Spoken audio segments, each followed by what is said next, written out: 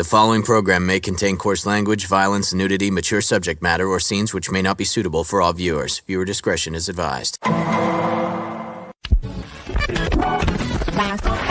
All Hit Radio.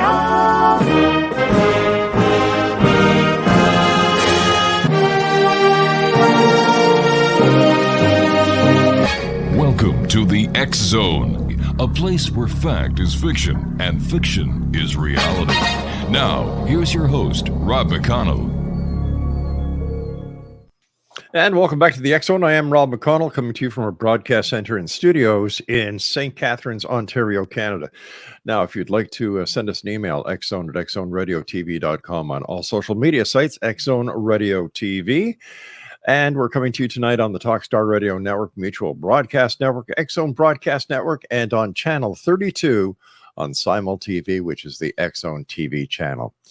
Great show lined up for you over the next 3 hours, X-Zone Nation. However, my first guest tonight is going to be talking about something that I have never heard before. We're going to be talking about Nomoli star gods, ancient alien stone figurines, and artifacts.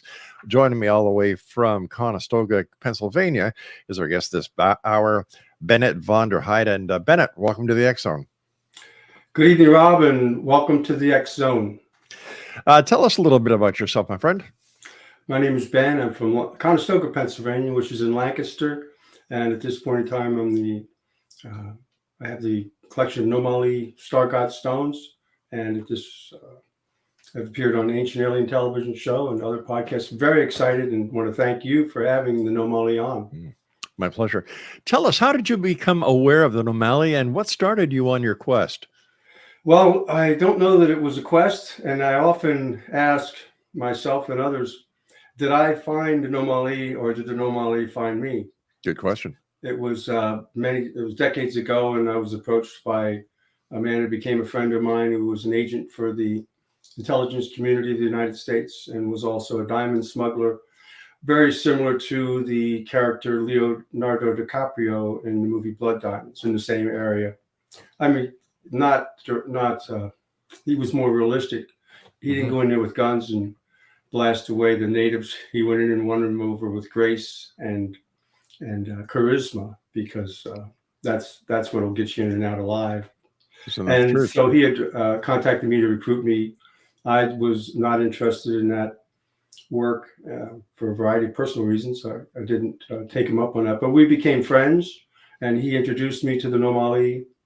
At one point in time, he told me that the chiefs on one of his visits, one of his treks, he told me that around a fire or one of the villages, they had decided that I was a brother of theirs in spirit, and that began the journey. But I have to say, I loved them. I just really attracted to them, and I collected many of them, but I had no idea really what they were. And it took many years till I went out, reached out to see what they were, and found out that very few people, if anyone, had ever heard of them. As you said, I would anticipate that 99% of your listeners and viewers have never heard of the Nomoli, even in today's world where such things are very popular from around the globe. These have been highly and successfully suppressed for 100 years. Wow. In the information you sent us, you said the Nomoli star gods and figurines are said to be gods who rained down from the heavens and lived among the people of West Africa at the dawn of time. What do we know about the Nomoli? Well, West Africa is not a written tradition; it's an oral tradition. So we have information that would have come from the deepest parts of the jungle. And what the tradition is that, again, they lived amongst the stars, and when they misbehaved, they were turned to beings of stone, men of stone. They rained down upon the earth and lived with the humans. They were much larger than humans. I have some stones which depict the characteristics which are generally assigned to Nomoli. And they lived amongst the people in the earliest of times and blessed them with blessings which gods would, including the natives contend, these figurines. In your opinion, and this just crossed my mind as you were talking about the Nomoli, is there a connection or a possible connection between the Nomoli and the Nephilim in the Bible?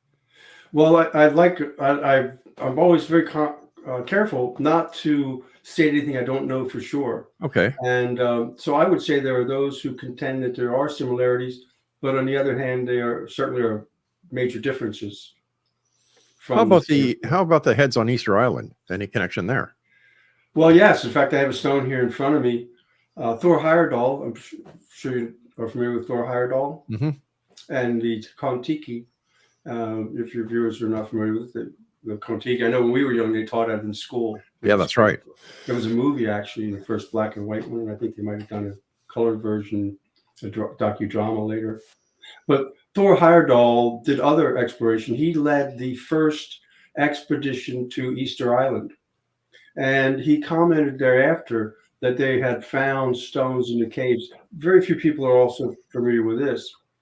Most people are familiar with the giant statues of Easter Island. Yes. When they first arrived, the early adventurers and explorers, they found some very small figurines in caves, hidden. There weren't a lot of them, and they were probably all plundered. So I've never seen an example of them myself. But Thor Heyerdahl mentioned that the closest he had ever seen to those figurines were the Nomoli from West Africa.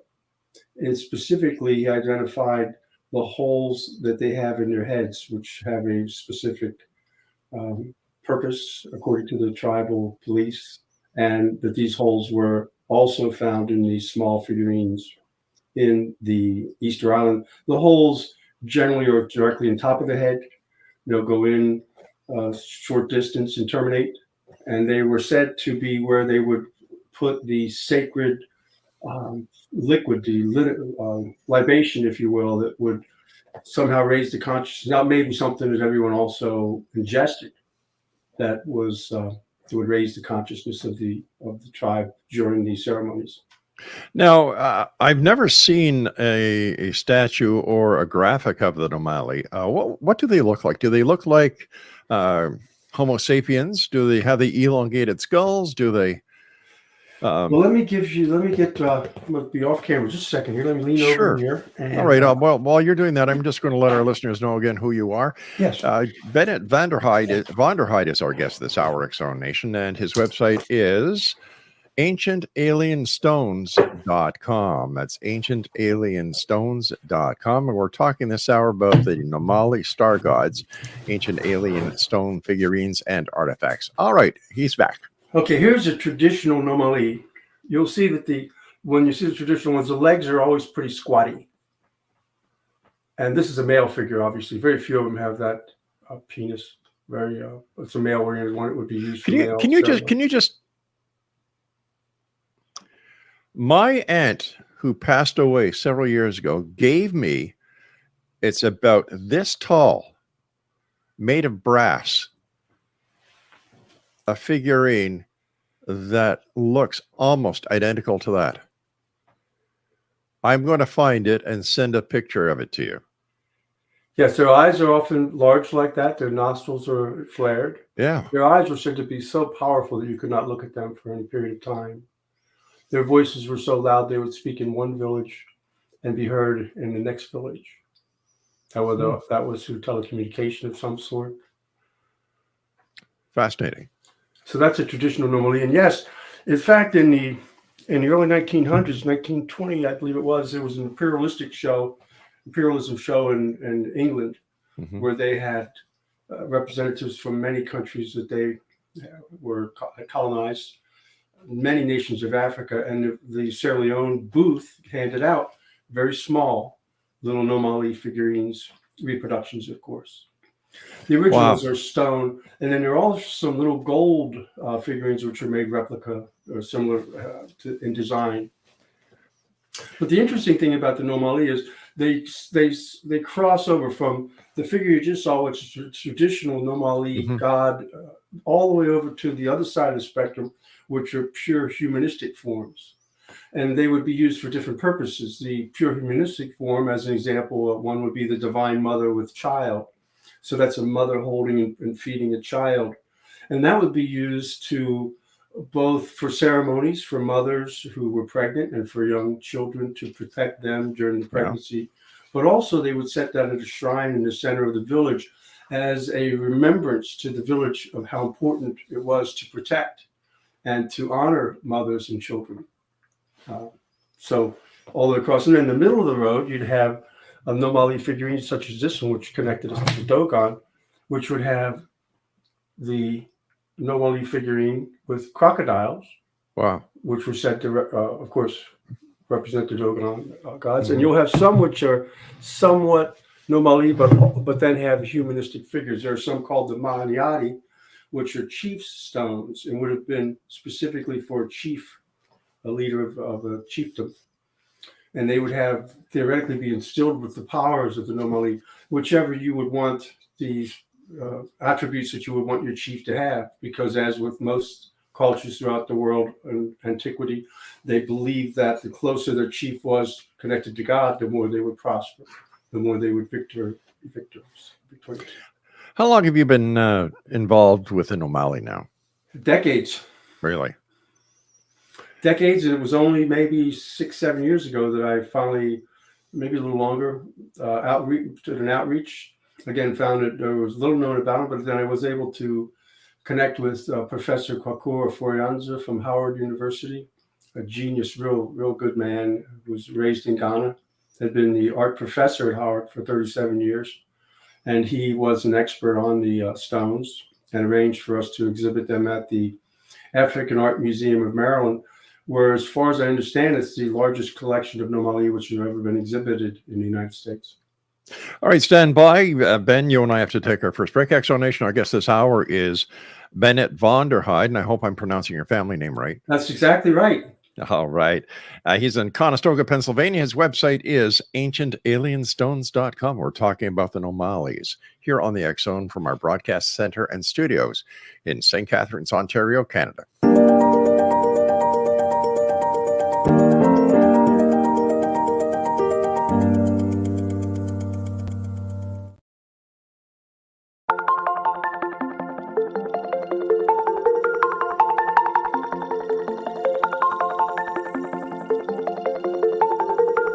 Question: what is the name of the unique blend of coffee you get that has been formulated by a neurologist, a neurobiologist, and a pharmaceutical chemist? Answer: you get Beautiful Mind Coffee, a unique coffee blend that tastes great and has herbal ingredients that your brain will love, and it is not just coffee, it's brainalicious. Dr. Rathbone, Dr. Jang, and Dr. Winslow, the scientific team that created Beautiful Mind Coffee, decided to collaborate on a coffee focusing on brain health. As for those herbal ingredients found in Beautiful Mind Coffee, Dr. Rathbone, Dr. Jang, and Dr. Winslow, utilizing their combined extensive scientific research background, worked with many natural and herbal products until the exact formulation that is found in Beautiful Mind Coffee was created. With a unique scientific formula not found in any other coffee being sold or served, Beautiful Mind Coffee is the only coffee blend that contains 3 herbal ingredients found to aid in boosting your daily mental clarity and focus. Every cup of Beautiful Mind Coffee contains scientifically formulated amounts of maca root powder, green tea extract, and American ginseng, all supporting good brain health. Taking care of your brain's health now can help delay or prevent the onset of cognitive dysfunction, including dementia, Alzheimer's, and more general memory loss as you get older, just by enjoying the delicious flavor of our roasted coffee and herbal ingredients found exclusively in Beautiful Mind Coffee. Did you know that cognitive dysfunction also refers to deficits in attention, verbal and non-verbal learning, short-term and working memory, visual and auditory processing, problem-solving, processing speed, and motor functioning? For more on Beautiful Mind Coffee, the 3 scientists who formulated Beautiful Mind Coffee, and more details on the 3 unique herbal ingredients in Beautiful Mind Coffee, visit www.beautifulmindcoffee.ca. Beautiful Mind Coffee is now available online at amazon.ca and amazon.com. To order Beautiful Mind Coffee, visit www.beautifulmindcoffee.ca today.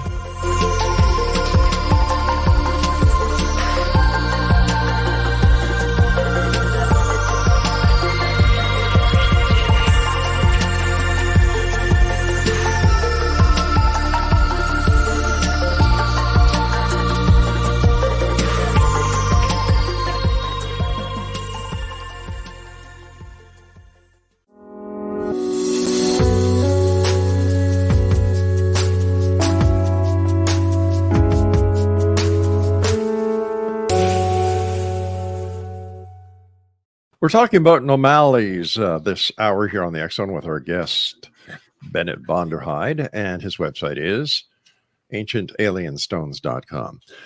After all the years that you've been investigating, studying, researching the Nomalis, what have we learned, and how have they affected or influenced life today? Well, I do want to mention I picked up the stone that's related to Easter Island. So before we go too far, remind me, I'll show you that one. Sure. The Nomoli, what I have learned is what I've tried to do and what I've made a strong effort to do is remain open-minded. And so what I've learned most is by putting them into people's hands. And so we know, I mean, historically, we know that they were first discovered in the 1400s by Portuguese sailors, as far as those outside of the country of Africa. They were written about in the 1850s, first in America. Then they were written about again up in 1917's interesting writings. By then, Walter Edwin mentioned that they had already theoretically been knocked off, if you will, being fabricated in Asia, in China and Asia, and brought over to Africa and sold as authentic. We know that they were used by the tribes for a variety of different reasons. They've been collected by royalty in England. I understand they are in the palaces. They have some Nomoli. They have been in museums. The Bronx Museum has a Nomoli. And so we know that they were used throughout antiquity by the natives. We know that they were suppressed for, without going into too much detail, for political, religious, medical, social reasons that completely obliterated them from the awareness of people throughout the world. And that now in fact, the only time they've been on television ever was in 1991 on Unexplained Mysteries, up until we got onto the Ancient Aliens television show back a couple of years ago. And that was the reawakening, if you will. And your show is part of this reawakening, to bring them back into the fold and allow them to bless people again. Do you have any idea where they originally came from and why they came to Earth?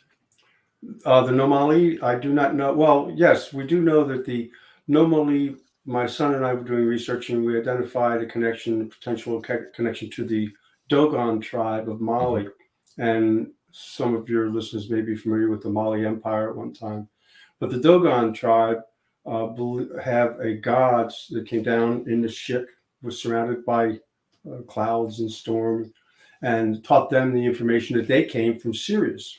If your listeners are familiar, I'm sure you're familiar with the Dogon, that they had identified the star, even the ghost, the secondary star to the twin star, not twin, but the smaller star of Sirius, and they said we came from the third planet off of that star, second or third planet. So theoretically, we know that they came from Sirius. The reason why we connected to the Nomoli is because they are the Nomos of Mali, the gods of Mali. So it's very possible, likely, that over a period of time, they went from the Nomos of Mali to Nomali. We know that they use the tribal beliefs or tribal use, still to this day, some places deep in the jungle. The medicine men, the medicine women, the chiefs, the Zoe, which is the oldest secret women's society still functioning in the world. The Zoe High Priestess, what's the Sunday Society, the Zoe is the name of the High Priestess, that they use them also for healing, for blessings, for strength, for prosperity, for childbirth. And now we know that for the last 5 years, we have been using them in America. And according to the shamans, the healers, the remote readers, the psychics, the astral projection people that have contact with them, they still retain the power that they originally had. The natives would say no man ever carved a Nomoli. They were given to them by the gods. All right. So what is the present use of the figurines, and how do they fit into today's society? Or is it just the investigation of yet another ancient civilization that came from the stars that has come to Earth and disappeared through time? Well, there's a couple different levels of that. The first simplest level is that they are again being used by healers, by shamans in America now, and more we're getting them into the hands of shamans. I've sold a number of pieces. I have a couple more for sale right now, and we're tracking that. We're going to we're going into the media through like the documentary TV series, inevitably a full feature film on the Nomoli and the Blue Sky Stone.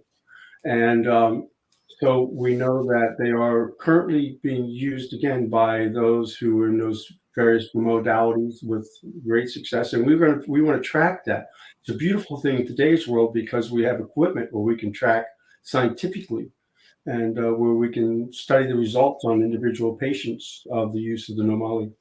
There's a big picture too that over the years, things of these sort of spiritual artifacts and powerful items of Africa have been demonized to a large extent. And as a result of that, there are millions and millions of descendants of those areas who have no respect and no knowledge and no awareness of the spiritual practices of their ancestors, and maybe even think that they were less than those of others, which is interesting if you compare it to, let's say, the Native Americans. Sure. The ancients of any other place in the world, that now there's a great deal of respect. If you find an artifact from an ancient tribe, an American tribe, there's many people who would understand that that is a valuable relic. But still in Africa, there's some of this demonization. So by getting them out and putting them out in front of people and having them used, we can confront that and erase that nonsense that has been brought about by others, mostly fanatics from other religions, not the normal Christian or Muslim, but those who are fanatic and want to destroy other people's beliefs and other people's artifacts. You know, other civilizations that seem to parallel the Nomoli have left, for example, the Aztec temples. Then you've got the Egyptian pyramids. What have the Nomoli left beside the figurines? Well, and that's interesting. And one of the good things about the Nomoli is you can get them and activate them because they're dug up. They're found in the jungle of Africa. They're dug up randomly, often just one piece. When they find them, they often find diamonds because the natives believe that the diamonds were parts of the stars that fell with the Nomoli gods. So we know that they come out of places where you can acquire them because they're not part of a temple. They're not part of a burial site. You are not permitted, and rightfully so, to steal, take things from these places, and they would be restricted. These are found randomly throughout the jungle, and so we can have access to them. And what was the rest of your question? I was asking because it seems that the Nomoli parallel other ancient civilizations that have come and gone, except there are those like the Egyptians who left us the pyramids. You have the Aztecs and the Incas who have left us artifacts. Yes. The answer to that question is that there is a direct lineage genealogically to the Dogon with the ancient Egyptians. Now, the common belief is that the Egyptians were first and the Dogon came after that. That's not what the people of the jungle believe. They believe that long before the pyramids in Egypt, that these civilizations in West Africa were far advanced and built other pyramids, and that's where they had initially built pyramids, and they sent emissaries to Egypt to build and to teach them how to build the pyramids, and that the jungle eventually absorbed those civilizations back into it, and they've disappeared. Now, some people have handed stones to stone readers, feel that they're 13,000 years old. I don't know what the significance of that 13,000 years is, but they feel that's part of the Atlantean culture. So there is a potential and a belief that long before these other civilizations were prosperous, there was an ancient civilization in West Africa, which was far advanced. Again, maybe part of the Atlantean culture, which some people put as off West Africa, and that there could be remnants of such in the jungle. But Ben, looking at the Egyptian history, very well documented. There's no mention of Nomalis. No. So how can we say that they were in Egypt when one of the most documented civilizations on this planet has no mention of them? Yeah, I would not be able to answer that. I'm only saying what the beliefs are in the West African tribal historical beliefs. So I have no evidence of that. How about the archaeologists and the other members of academia? What do they say? What is their take on the Nomali? I know of no exhaustive studies in that relation, in relative to that. I do know that the only thing I know is that there was a stone found back in 1991 that had a ball bearing in it, and it was sent off. Klaus Donner was involved with that, who's one of the foremost experts in out of time objects out of time, and they sent that in for experimentation. The chromium ball was taken out of the belly of the stone, which was interesting because there was no hole where it had been put in. There was no place where they excavated the stone and put it and filled it back in. They took that ball out of there, and that was chromium. That was one of the few Nomoli that was ever dug, and the strata was retained with it, and that was dated to 17,000 years old. So how was it dated? Was it carbon dated? It was carbon dated with the strata in which it was found. All right, stand by. We've got to take our break at the bottom of the hour. X-Zone Nation, our guest this hour is BENNETT VONDERHEIDE. His website is... Got your pencils ready? All right. Don't check it out now. Wait until after the show, guys. AncientAlienStones.com. I'm Rob McConnell. This is the X-Zone. We'll be back after this break. Don't go away.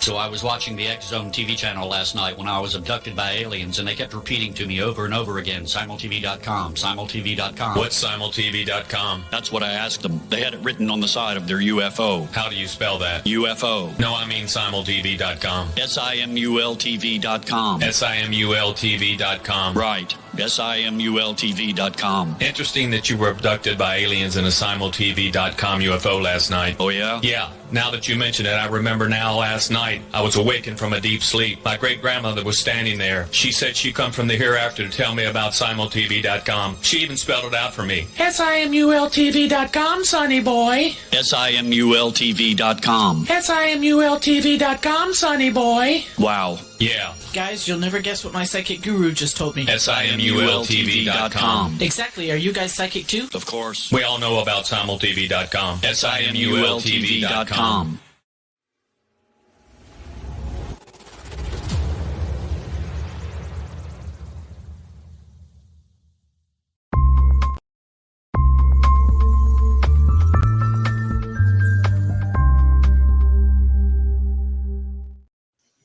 The topic of the hour is the Nomali star gods. BENNETT VONDERHEIDE. VONDERHEIDE is our special guest this hour. www.ancientalienstones.com. In the case of other artifacts that have been found and that have been put in museums and so on, for example, the Mitchell Hedges crystal skull of doom, the country of Belize wants it back, or I don't know if they got it back finally. Have any of the governments in Africa want these statues back that you have? No. What is their take on the Nomalis and the history that you have? Well, they want to disassociate in a very real sense. And it was interesting. Kwaku was one of the exceptions, Professor Afoyanza. And when we began working together 6 years ago, when he was more active, he's not well. I don't know if he's still with us, but he wanted me to contact other professors at various colleges, universities around the country. And I found something surprising, and it was similar to what happens in West Africa. There's a very strong, first of all, these areas are strongly Muslim, and the Muslims generally do not do not agree with things that are a certain age. They do not agree and do not like artifacts, as we've seen when they destroy museums. In some places they've taken over. But there's a much stronger desire to not be seen as uncivilized. So they do not promote, nor from my experience are they interested in being associated with the tribal beliefs, with the ancient artifacts that relate to the Nomoli. They don't want their they don't want the members of their country to either, and I can understand this, they want people to buy into modern medicine. They want them to take the vaccines. They want them to go to the doctors, which is all, I'm not saying it's all bad, it's a lot of good in there, but the way they do that is to eliminate the traditional beliefs and push them down.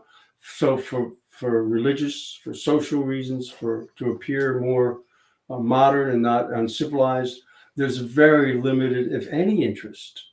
And again, even the African studies professors at universities in America who I contacted did not have any interest, which was astounding to me, that they had no interest in these artifacts or in being involved in the rediscovering and helping them to rise and reconnecting to the descendants. There's a real coldness towards that, from my experience. Any idea why?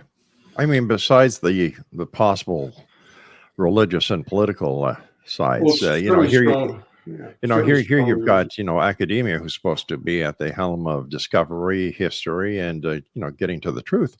So why would they not want to pursue the depth of a greater investigation and historical quest? It astounds me that here I am sitting in Conestoga, and I'm the world's foremost expert and promoter of the Nomoli. So I can't answer that except, again, to revert to the fact that they have a strong desire to be modern and to, in a very real sense, separate themselves. And it could be because there's religions and their spiritual practices have been demonized by so many throughout the world that they have felt it's the easier way to go. But then again, I would say if you're not connected, if you're not at an early age or anywhere, if you're not introduced and there's no value associated, I guess that's a pattern that you just develop.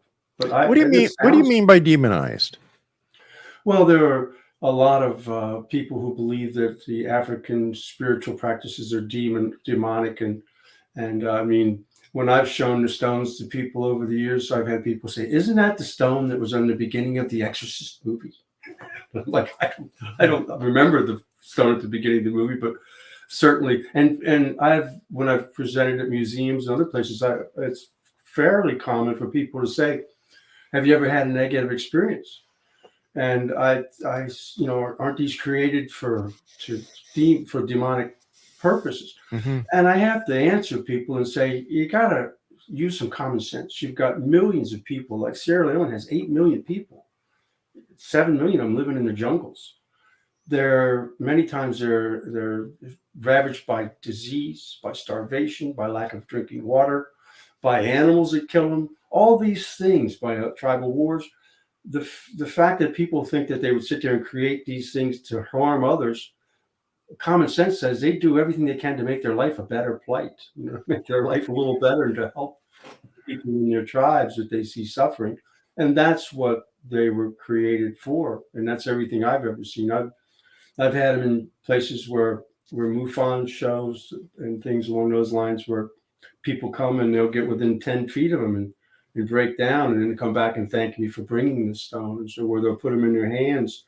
I've seen people have healings right there in front of you and just change. And so everything I've seen has been positive, but I don't think I think that the certainly, again, the extreme and radical religious individuals, who often are the ones who go into the jungle. I mean, the fundamental Christians, the fundamental Muslims, trying to do good work and help mankind out, but their belief systems are radically different than the natives. If the people look at the figurines of the Nomoli as negative, why wouldn't they look at other religious artifacts and refer to them as negative or being demonized? That's a curious question, and I don't have the answer to that. And I would say that they do. I mean, certainly, again, there are many Christians throughout the world who would demonize anything that's Muslim. There are many fundamental Christians and fundamental Muslims that would demonize anything to do with Native Americans. There are, so throughout the history of mankind, one of the standards of religion is that you, if you are not careful, automatically use it to judge other people as less than and to separate yourself, which from my experience is the exact opposite of what God wants you to do. Sure. If you're a religious human being. So tell me, why do you do what you do? What is your mission? Well, I see that for whatever reason, these have come into my life. When I looked around and found that no one else that I could find had any awareness and knowledge of them, I'd already by then picked them up and meditated with them myself and used them in healings. I'd helped other people, introduced other people, and seen dramatic results. Mm-hmm. It became apparent to me that these are a powerful force, an angelic force that has been suppressed and, in my opinion, wants to come back and bless mankind.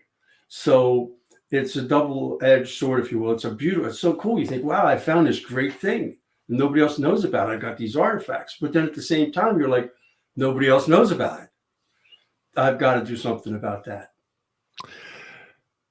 Your moniker is Daddy Justice, and in 2020, you produced a Film Police 101 35-episode series on how to film cops and not get shot.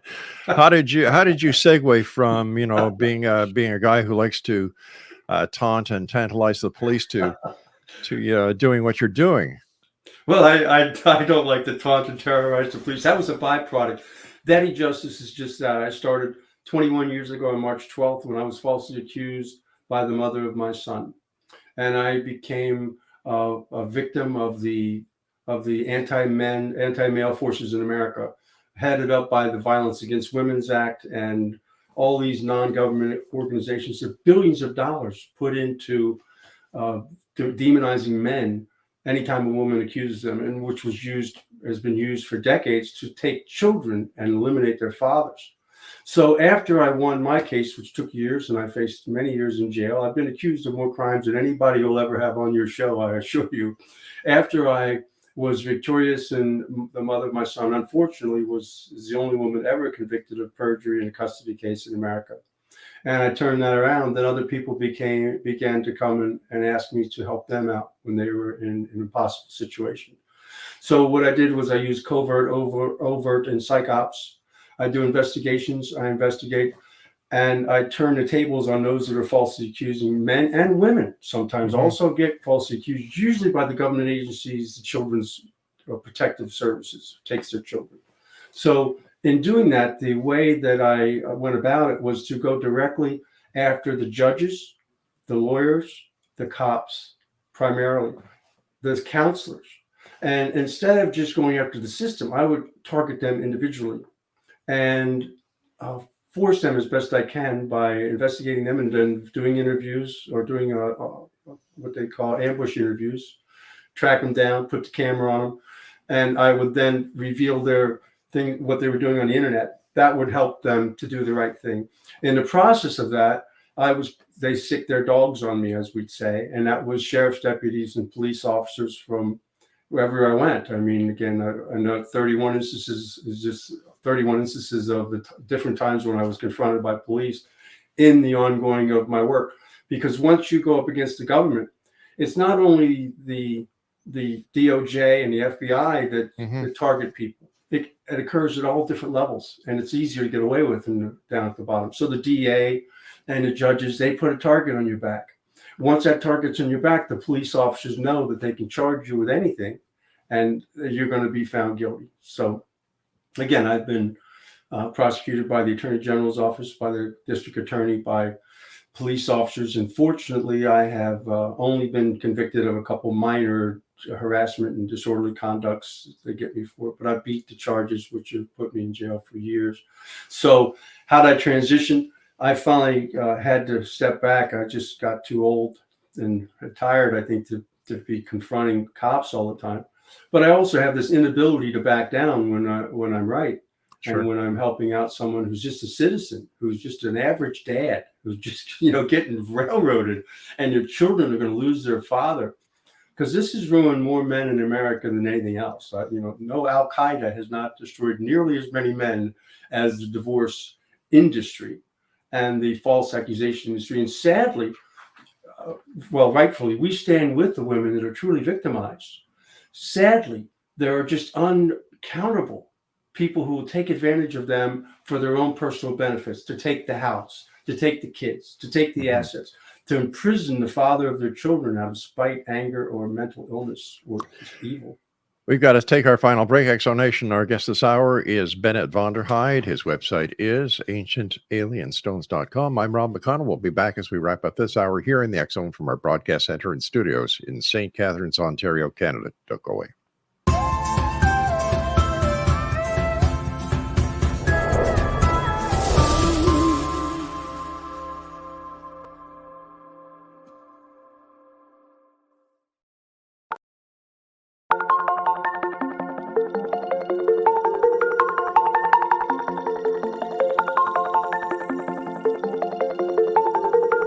Question: what is the name of the unique blend of coffee you get that has been formulated by a neurologist, a neurobiologist, and a pharmaceutical chemist? Answer: you get Beautiful Mind Coffee, a unique coffee blend that tastes great and has herbal ingredients that your brain will love, and it is not just coffee, it's brainalicious. Dr. Rathbone, Dr. Jang, and Dr. Winslow, the scientific team that created Beautiful Mind Coffee, decided to collaborate on a coffee focusing on brain health. As for those herbal ingredients found in Beautiful Mind Coffee, Dr. Rathbone, Dr. Jang, and Dr. Winslow, utilizing their combined extensive scientific research background, worked with many natural and herbal products until the exact formulation that is found in Beautiful Mind Coffee was created.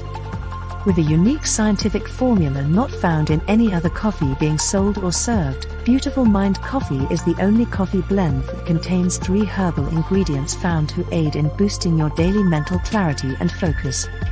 Every cup of Beautiful Mind Coffee contains scientifically formulated amounts of maca root powder, green tea extract, and American ginseng, all supporting good brain health. Taking care of your brain's health now can help delay or prevent the onset of cognitive dysfunction, including dementia, Alzheimer's, and more general memory loss as you get older, just by enjoying the delicious flavor of our roasted coffee and herbal ingredients found exclusively in Beautiful Mind Coffee. Did you know that cognitive dysfunction also refers to deficits in attention, verbal and non-verbal learning, short-term and working memory, visual and auditory processing, problem-solving, processing speed, and motor functioning? For more on Beautiful Mind Coffee, the 3 scientists who formulated Beautiful Mind Coffee, and more details on the 3 unique herbal ingredients in Beautiful Mind Coffee, visit www.beautifulmindcoffee.ca. Beautiful Mind Coffee is now available online at amazon.ca and amazon.com. To order Beautiful Mind Coffee, visit www.beautifulmindcoffee.ca today.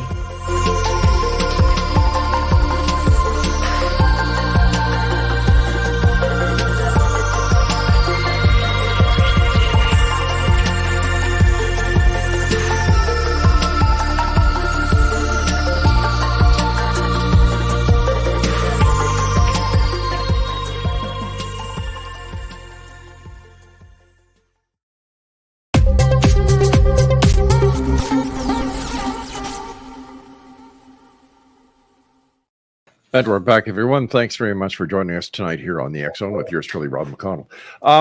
Our guest this hour is BENNETT VONDERHEIDE. I did it again, VONDERHEIDE. It's been done worse. Holy cow. And we're talking about Nomoli figurines of the Nomoli star gods.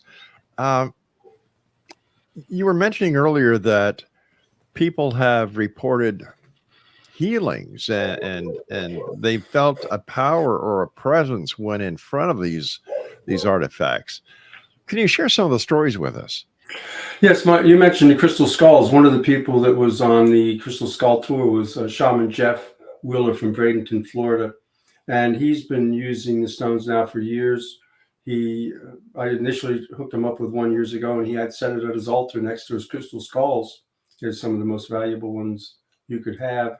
And he said that the stone told him that it wanted them to use it in healing, and then he began using it in his healings.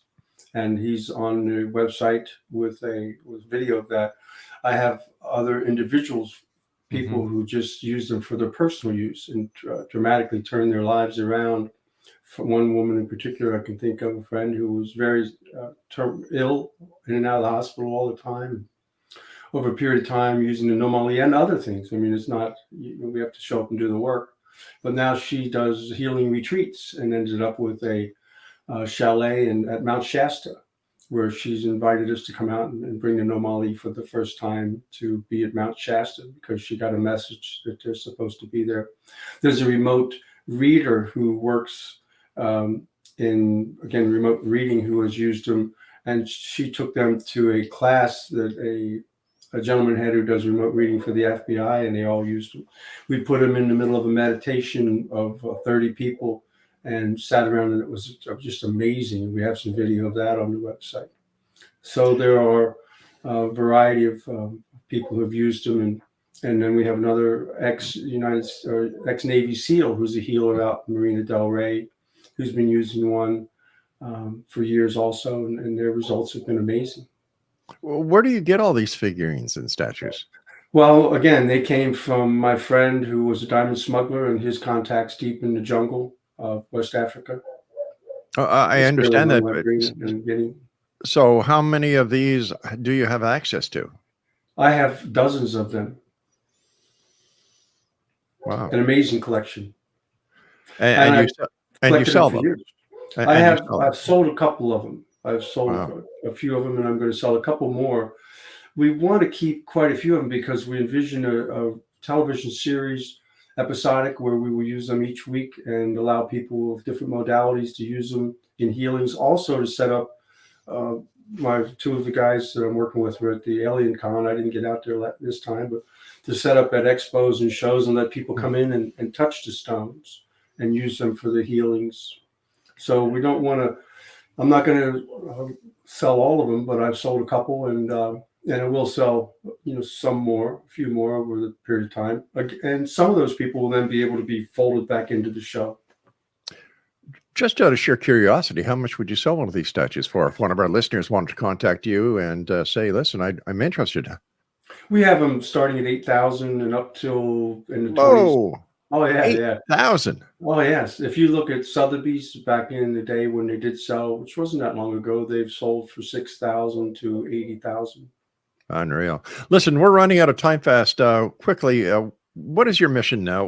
What's your final message for the X Zone Nation? Well, here's my final message, is that Rob has been chosen by the Nomoli to introduce you all to the Nomoli. So he's a special spatial character who has a connection that he didn't even know. You're very kind, my friend. Bennett, I want to thank you ever so much for joining us tonight. Continued success. Keep spreading the word, my friend. And X Zone Nation, if you'd like to get more information about our guest this hour, visit ancientalienstones.com. Take care and be safe, Bennett. Thank you for having the Nomoli on. Take care, buddy. All right, X Zone Nation, that's it for this hour. I'll be back at the top of the hour as we once again continue with yours truly, Rob McConnell, from our broadcast center and studios in St. Catharines, Ontario. Check us out online at www.xzoneradiotv.com.